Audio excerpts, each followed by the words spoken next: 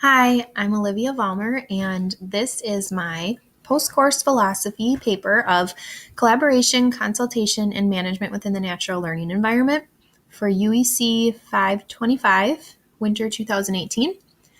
So I'm going to start with an introduction and then jump into the meat of the paper. The saying, "It takes a village to raise a child," is never more true than when that child has special needs.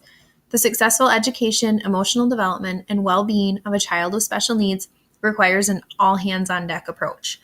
Children with special needs are children first, and we should not see them as their disability. This is why children with special needs should be educated in their home or academic environment that is most natural to them, in the general education classroom for children of school age, or in their home environment for children who are not yet school age.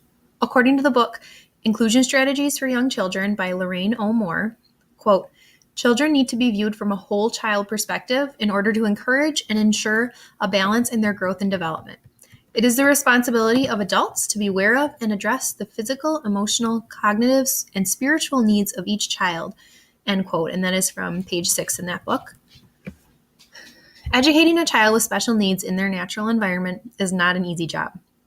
Everyone involved must strive to create a safe, developmentally appropriate, yet challenging environment in which all children can learn and develop. Facilitating inclusion in the child's natural environment, quote, "offers the best opportunity for healthy social growth and for the proper sequential development of learning skills," end quote. And that is from the same book by Moore. Now I'm going to go into my survey comparison.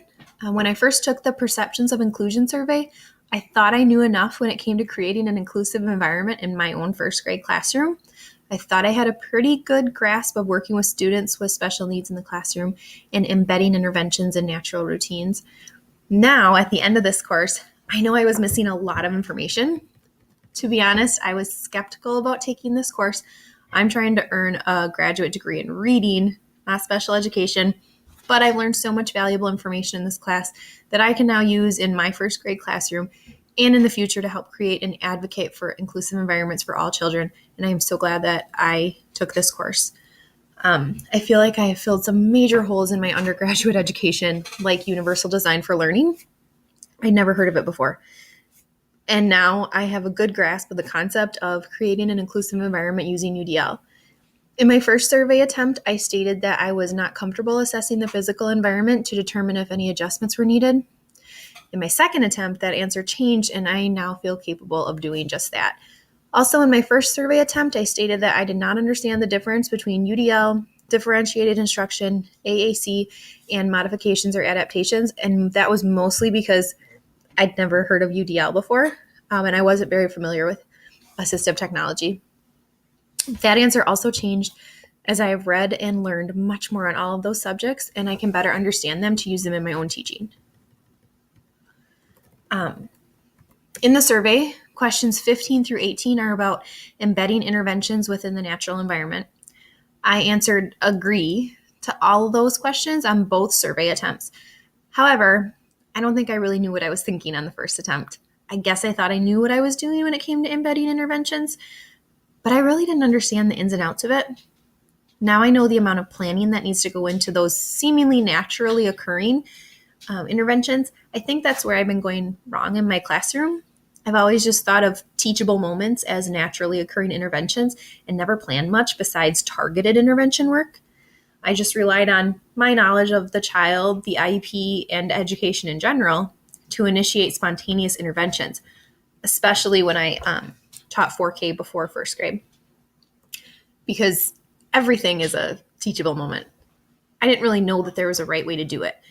In the book, A Guide to Itinerant Early Childhood Special Education Services by McInerney, it is said that adults must, quote, "make decisions about the IEP or IFSP goals that are of highest priority, identify natural learning opportunities that occur during the child's daily or weekly routine, identify intervention strategies likely to support goal attainment, and decide how to best monitor the child's progress." So there is a right way to do it. As for integration, I have learned things in this course that I can take back to my classroom right now and put to use. I feel much more confident about advocating for inclusion and requesting more collaboration and assistance without feeling like I'm, incapable of doing something just because I need help. Right now, I have 4 students in my class with special needs, 2 with SD, and 2 with speech and language delays. Every one of them gets pulled out of my classroom to receive services. I always knew this wasn't the most effective method for my students, but I now have the knowledge and resources to back up my claims that inclusion should be strongly considered as the least restrictive environment, or the natural environment should be considered the least restrictive environment, if at all possible. I am going to request a meeting with the members of my IEP teams to suggest that we all sit down together and create intervention plans for my students. Like it is stated in the PowerPoint presentation, activity-based intervention, intervention plans can assist children in, quote, acquiring, generalizing, and or strengthening functional goals and objectives, end quote. And that is from page 3 of the PowerPoint. In every IEP meeting or process that I've been a part of as a regular education teacher, parents have felt like outsiders to me, like they're just thrust into this unknown world of special education for this meeting alone. Because this is what I've always known.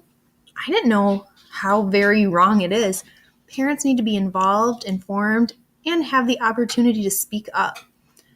It's up to us, or me, as educators, to involve parents by requesting family and child information from them, asking for their input, including them in the whole process, and giving them strategies to work on things with their child too.